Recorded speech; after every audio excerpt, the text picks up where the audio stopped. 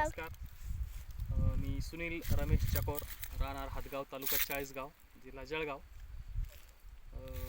मी गेल्या मागच्या वर्षापासून शून्य मशागत तंत्रज्ञानाची माहिती घेतली मागच्या वर्षी.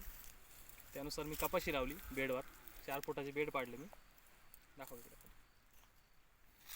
4 फुटाचे बेड पाडले. त्याच्यानंतर आता सध्या कपाशी काढायचं काम चालू आहे.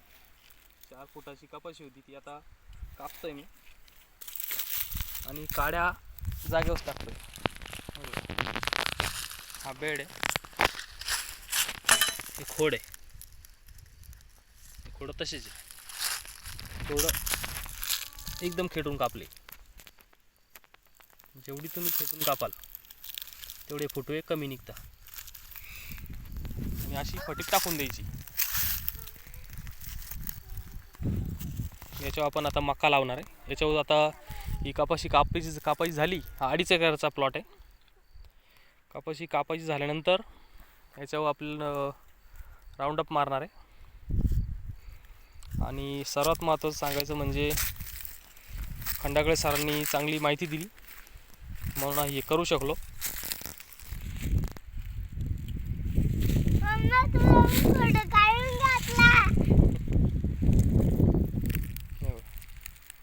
सुरुवात केली आज.